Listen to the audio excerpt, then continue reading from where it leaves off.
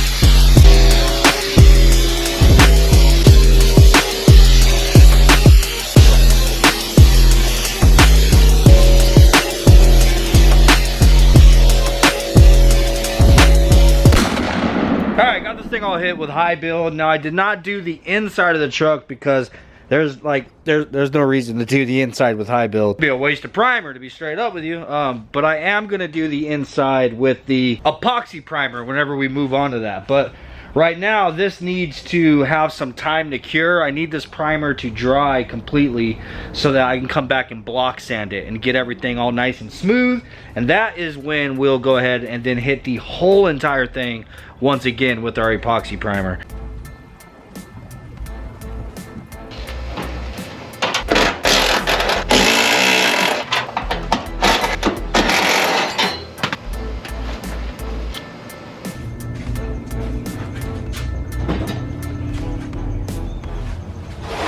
Now we're we get started on this front end, and what I'm thinking I'm gonna do is just go ahead and do like one piece at a time. So got the hood in here. I'm gonna go ahead and get this thing sanded and ready to start priming it, hang it up, then grab a fender, do the same. Just work on one item at a time, so it kind of gives you a feeling of accomplishment as you finish a piece, you know what I'm saying? Instead of standing here like, oh crap, I have all this to do.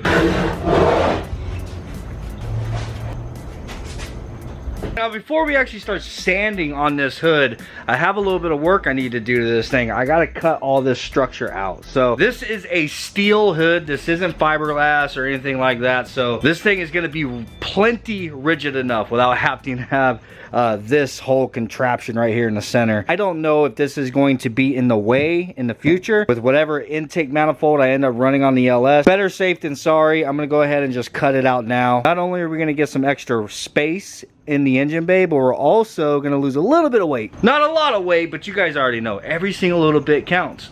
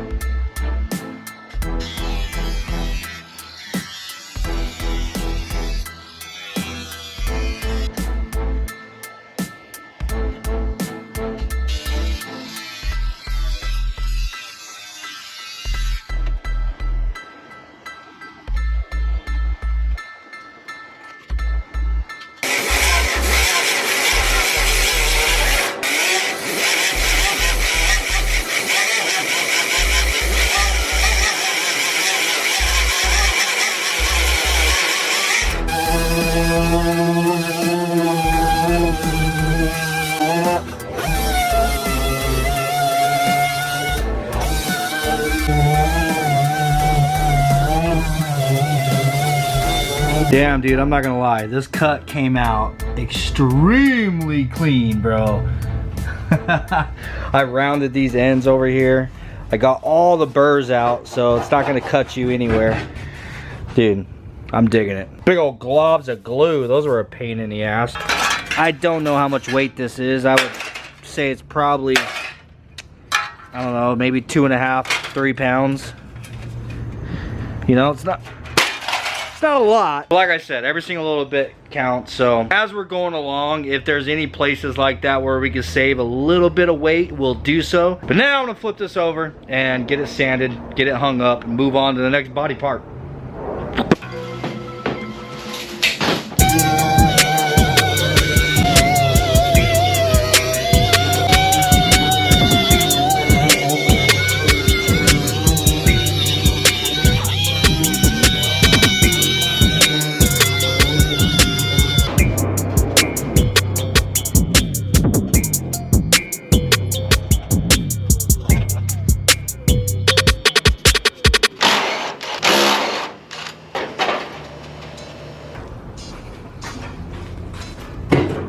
Same thing with these fenders, bro. We have a little bit of weight that we can save by taking some of the structure out of this.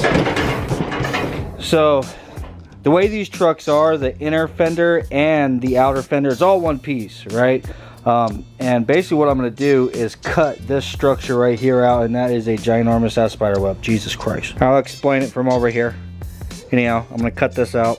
I'm just kidding. I do need to go get the torch though, but what I think I'm gonna do is kind of cut down here and take pretty much that whole entire portion right there out.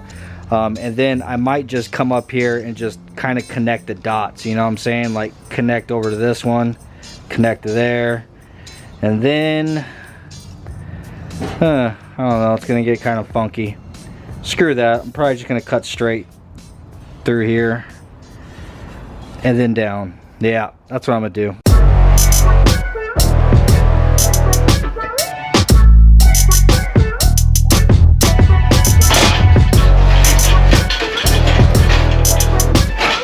Alright, so that's the first cut, the large mass of it. Now, what I'm going to do at this point is there's a little lip down here. I'm going to go ahead and trim this. So just kind of leave about maybe a little bit more than 1/4 of an inch. I just want to cut like a straight line around there. Give me something to kind of fold up. That'd be pretty much it, bro. Then come back and just clean all these edges up. Make sure none of this is sharp. And then start sanding it.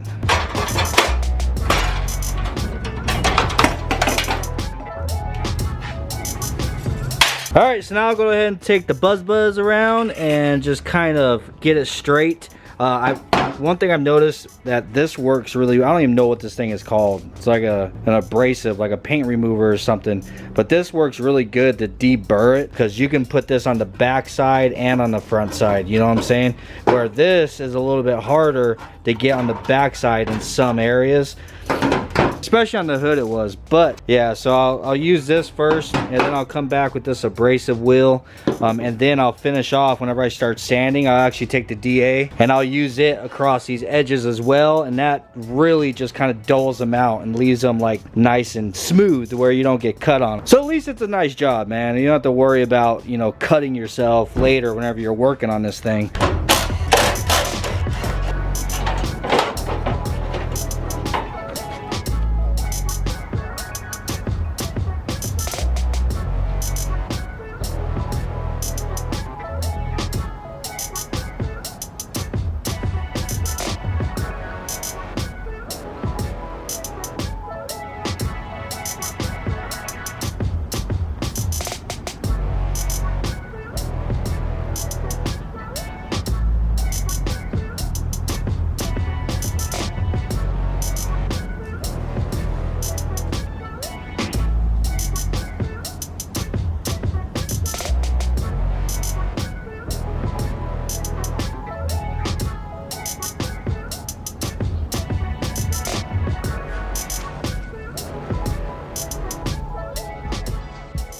One more fender to go. I like taking my time on these kind of things and making sure they come out clean. This cut came out amazing, bro. This looks really nice, and so does the hood. It just adds a level of detail whenever you take your time, and like this edge is rounded, you know what I mean, instead of just cutting it straight and like leaving the edges all burred and whatever. You take your time, do it nice and clean, it comes out nice and clean.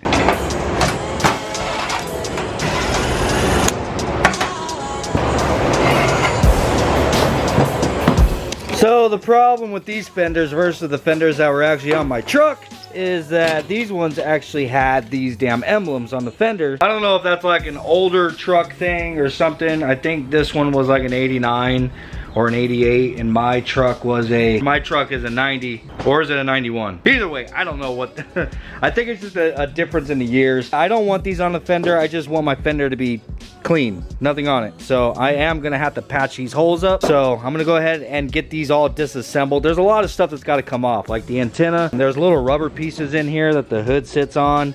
There's a lot of like little shit, nuts and bolts or whatever, like down here, that holds the little lip on the front. The hinges for the hood, I got to get all this stuff off of them, get them completely stripped down, and then we'll take these into the garage and go and try to weld these freaking holes shut. As you guys know, I have a much better welder now, so hopefully I'll be able to do this without warping the absolute shit out of the fender.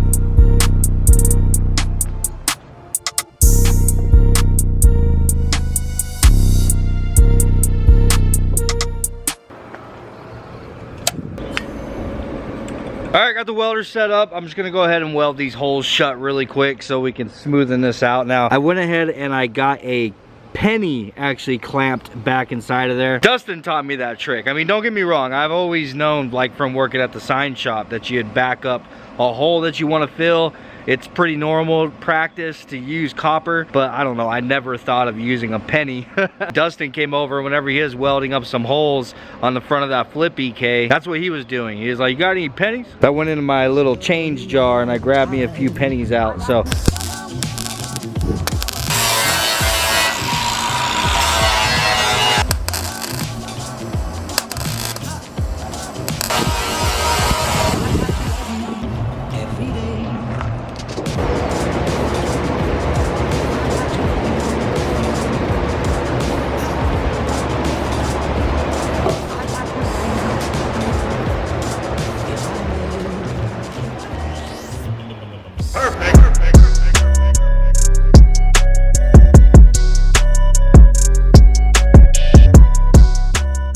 Alright, got the fenders all prepped up, and there's a few little spots where I had to put some body filler just to get things smooth. So I'm going to go ahead and hit these with high build.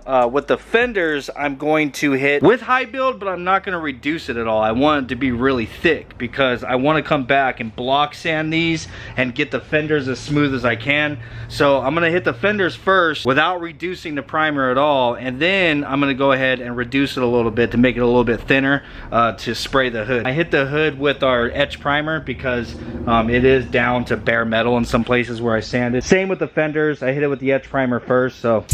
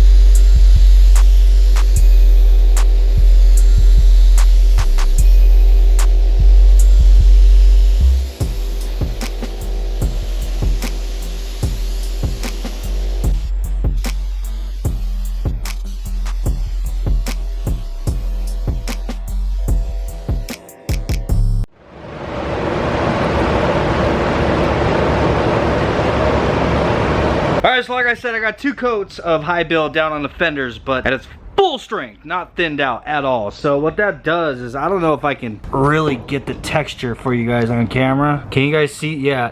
So you see that really heavy, like orange peel texture on there? It's not that that's what you're looking for, but that's not a bad thing. So high build, the primer is really thick for a reason, so that you can build it up really thick. So for the most part, like whenever you have a surface that's kind of, you know, wavy, whenever you lay the primer down, it's going to be wavy as well because it's going to follow the shape of the surface. But whenever your material is thick enough, whenever you come back to sand it, you can sand it all nice and smooth. So basically it's like this. So if your surface, let's say it's wavy, like so.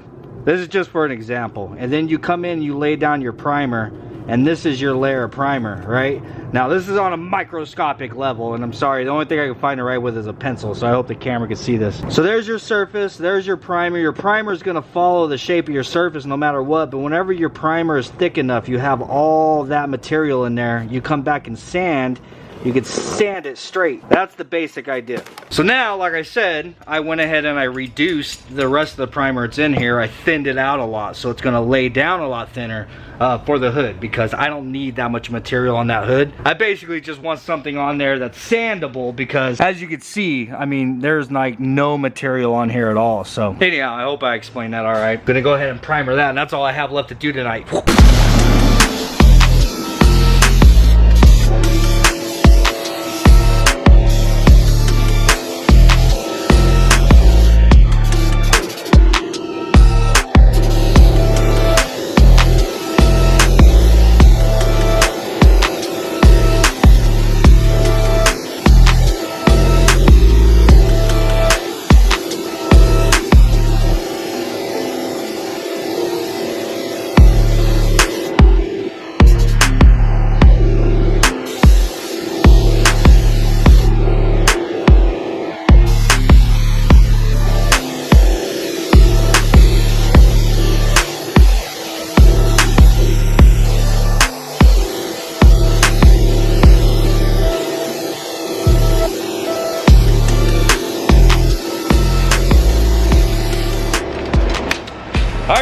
much it for today, man. We got this stuff all primered. This is gonna have to dry for at least a good 24 hours before we can block sand it, and then we'll finally hit it with our epoxy primer, and it will be ready for assembly because like I mentioned before, if you guys hadn't heard me in previous videos, we're going to be spraying this with the epoxy primer, and that's where we're going to leave it until after the truck is all done and assembled and running, and I get some seat time and all that. So we still have the doors left. Those are going to be the hardest part because I got to disassemble them. Ugh. Anyhow, guys, I hope you enjoyed this video. If you did, please do smash the like button. Peace out, and I'll see you on the next one.